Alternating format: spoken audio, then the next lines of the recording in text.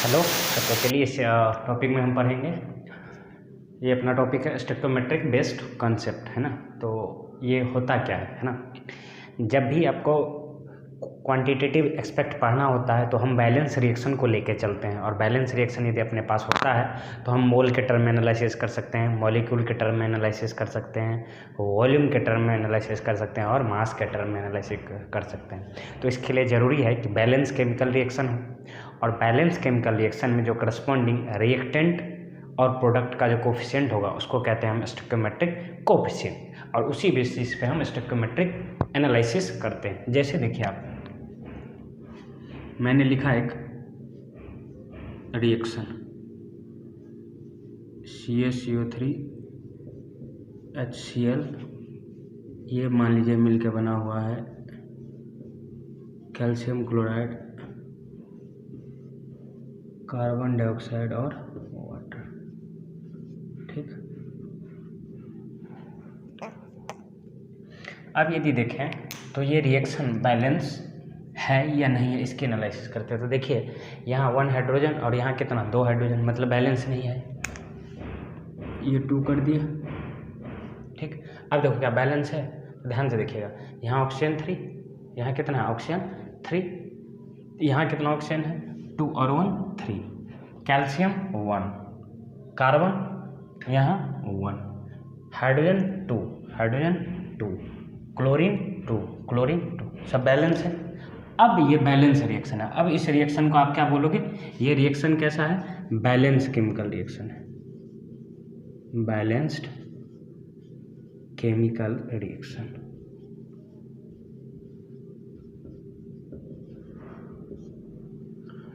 Balance कैसे समझेंगे, जितना रिएक्टेंट साइड, ये हुआ रिएक्टेंट साइड और ये हुआ प्रोडक्ट साइड, तो रिएक्टेंट साइड जितना एटम है उतना ही यदि प्रोडक्ट साइड है तो हम क्या बोलेंगे, ये रिएक्शन बैलेंस है।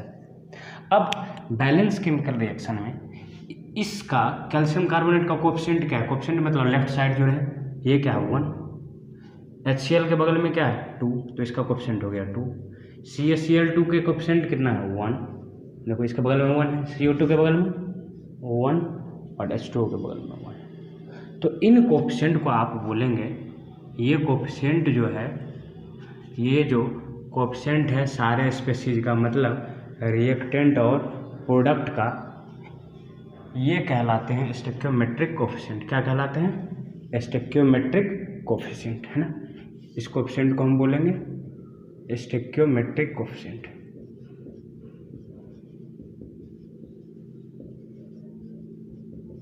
Metric coefficient. जब तक रिएक्शन बैलेंस नहीं होगा तब तक हम स्टोइकोमेट्रिक कोफिशिएंट की बात नहीं करेंगे। स्टोइकोमेट्रिक कोफिशिएंट की बात तभी होती है जब रिएक्शन बैलेंस होता है। तो बैलेंस केमिकल रिएक्शन में जो करस्पॉन्डिंग स्पीशीज इन्वॉल्व है उसके जो कोफिशिएंट होते हैं उसको कहते हैं हम स्टोइकोमेट्रिक कोफिशिएंट। अब हमने बोला कि हम क्वांटिटेटिव एनालिसिस करते हैं बैलेंस केमिकल रिएक्शन का, वो कैसे। तो यहाँ से आप ये एनालिसिस कर सकते हो, CaC3 कितना है 1, तो आप बोलोगे 1 मोल ऑफ CaCO3 कितने मोल HCl, यहाँ 2, तो क्या बोलेंगे reacts with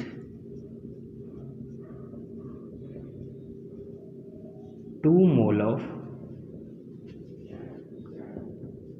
HCl to give कितना CaCl2 कितना मोल 1 मोल, टू गिव 1 मोल CaCl2, ठीक, 1 मोल CO2 एंड 1 मोल H2O, ये बोलोगे। तो देखो ये एनालिसिस हो गया क्वांटिटेटिव नंबर के टर्म में कि 1 मोल CaC3 reacts with 2 mole of HCl, it will give 1 mole of CaCl2, likewise 1 mole of CO2 and 1 mole of H2O। तो ये क्या होगी, एनालिसिस होगी। इस तरह मॉलिक्यूल के टर्म में आता है, बोल सकते हो 1 molecule of CaCO3 reacts with 2 molecule of HCl to give 1 molecule of CaCl2, 1 molecule of CO2, 1 molecule of H2O। इस तरीके से भी आप कह सकते हो। अब मास के टर्म में देखो कैसे होता है, देखो इसका मास कितना है, कैल्शियम का 40 होता है, कार्बन 12 होता है, ऑक्सीजन का 16 होता है, तो 16 × 3 करो 48, तो टोटल ऐड करो ये आ जाएगा 100 ग्राम। ये कितना होगा, हाइड्रोजन 1 होता है, क्लोरीन 35.5 होता है, तो 35.5 और 1 कितना 36.5 और इसके बगल में कितना है 2, तो कितना हो गया 73। 36.5 को 2 से मल्टीप्लाई करो कितना हो गया 73। अब यहाँ देखो ये कितना होगा, अभी बोला इसका क्लोरीन का कितना 35.5 इंटू 2 कितना 71 और ये कितना 40, तो 71 और 40 कितना होगा 111 ग्राम। CO2 कितना, कार्बन 12 और ऑक्सीजन 16, तो 16 टू 32 और 12 कितना 44 ग्राम और H2O कितना 18 ग्राम। अब यदि आप देखें तो रिएक्टेंट साइड कितना मास है 100 प्लस 73 173, प्रोडक्ट साइड कितना मास है 111 प्लस 44, तो कितना हो गया 155 और प्लस 18 कितना 173 हुआ। तो मास वाइज देखें तो ये कंजर्व है, कंजर्वेशन ऑफ मास है ना। तो ये भी बोल सकते हो आप मास के टर्म में 100 gram of CaCO3 reacts with 73 gram of HCl to give how much 111 gram of CaCl2, fine, 44 gram CO2 and 18 gram H2। कोई दिक्कत नहीं।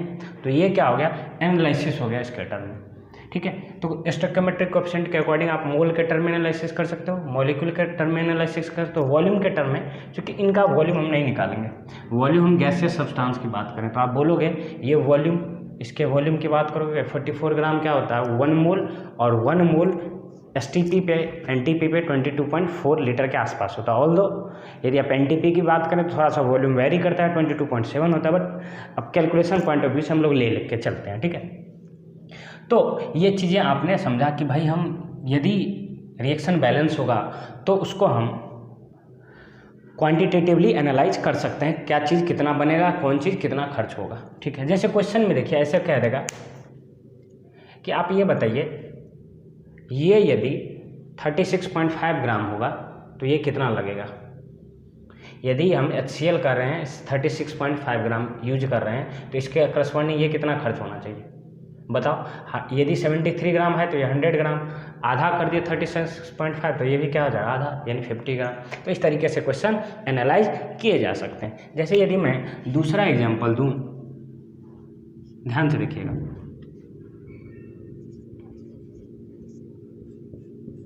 N2 plus 3H2 2NH3। अब देखिए बैलेंस होगा, 2 नाइट्रोजन 2 नाइट्रोजन 6 हाइड्रोजन 6 हाइड्रोजन, है ना, balance है। N2 का कोएफिशिएंट कितना है 1, H2 का कोएफिशिएंट कितना है 3, NH3 का कोएफिशिएंट कितना है 2। तो ये जो बैलेंस रिएक्शन में जो कोएफिशिएंट होगा उसको क्या बोलेंगे आप, अभी सिखाया आपने आपको क्या स्टोइकियोमेट्रिक कोएफिशिएंट। इसको क्या बोलोगे आप स्टोइकियोमेट्रिक कोएफिशिएंट, स्टोइकियोमेट्रिक कोएफिशिएंट। अब यदि आप एनालिसिस करो तो बोलोगे 1 mole of N2 react with 3 mole of H2 to give 2 mole of NH3। ये गैस है, ये हाइड्रोजन भी गैस होता है, अमोनिया भी गैस होता है। अब देखिए यदि आप वॉल्यूम के टर्म में बात करें, किसके टर्म में, वॉल्यूम के टर्म में, तो बोल सकते हैं आप ये इसका 1 litre of N2 react with 3 litre of H2 to give 2 litre of NH3, ऐसे बोल सकते हो। पहले तो ये बोल सकते हो आप 1 mole N2 reacts with 3 mole H2 to give 2 mole NH3, ठीक। अब ध्यान से देखिए, अब यदि आपको STP पे बात करना हो तो बोल सकते हैं, यदि STP पे बात करें, किस पे बात करें STP पे, तो कहते हो तो 1 मोल के कॉरेस्पॉन्डिंग ये कितना हो जाएगा 22.4, ये कितना हो जाएगा 3 इंटू 22.4।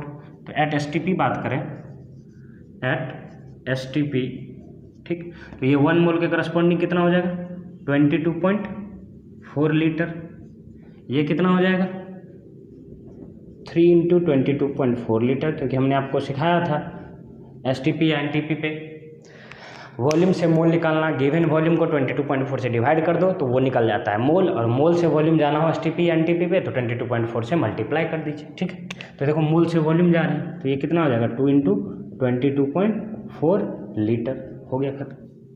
अब ये नहीं STP NTP की बात करें तो डायरेक्टली आप यूज कर सकते हो, यहाँ कह सकते हो 1 litre N2 reacts with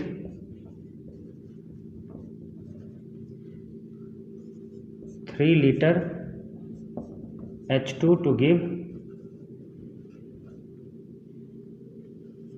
2 litre NH3, ऐसे बोल सकते हो।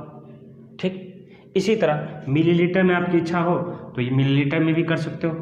1 ml N2 reacts with 3 ml H2 to give 2 ml NH3, इस तरीके से आप एनालाइज कर सकते हो। तो ये क्या हो गई स्टोइकियोमेट्रिक बेस्ड कंसेप्ट। क्या होता है स्टोइकियोमेट्रिक बेस्ड? क्योंकि हम बैलेंस केमिकल रिएक्शन में according to the stoichiometric coefficient we deal with the quantitative aspect of the chemical reaction. Fine. अब यदि क्या हम ऐसे लिख सकते हैं, इतना तो लिख लिए मोल के टर्म में, मॉलिक्यूल के टर्म में भी आप लिख सकते हो, नो डाउट। क्या हम ऐसे लिख सकते हैं 1 gram of N2 reacts with 3 gram of H2 to give 2 gram of NH3? नहीं नहीं नहीं, तो यहाँ मैं लिख दे रहा हूँ बहुत इंपॉर्टेंट बात, मास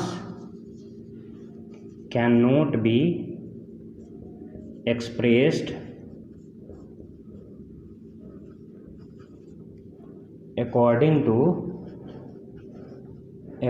to stoichiometric कोएफिशिएंट। बहुत महत्वपूर्ण बात है ना। और सबको आप लिखने ना, ये देखो ये 1 कहाँ से आया, ये इसका कोएफिशिएंट है, ये 1 कहाँ से आया, इसका कोएफिशिएंट है, ये 1 कहाँ से आया, इसका कोएफिशिएंट है, ये 3 कहाँ से आया, इसका कोएफिशिएंट देखो 3 3 3, ये 2 देखो यहाँ 2 यहाँ 2 यहाँ 2। तो क्या ये ग्राम के टर्म में लिख सकते हैं कि 1 gram of N2 reacts with 3 gram of H2 to give 2 gram of NH3? बिल्कुल नहीं। तो ग्राम के टर्म में, मास के टर्म में, यदि मास के टर्म में आपको एनालाइज करना हो क्वांटिटेटिवली तो हम स्टोइकियोमेट्रिक कोएफिशिएंट को यूज ऐसे नहीं कर सकते। स्टोइकियोमेट्रिक कोएफिशिएंट के टर्म में आप मास को एनालाइज नहीं कर सकते, है ना। तो ये थी आज की बात, क्या stoichiometric based analysis. Okay then, stay tuned.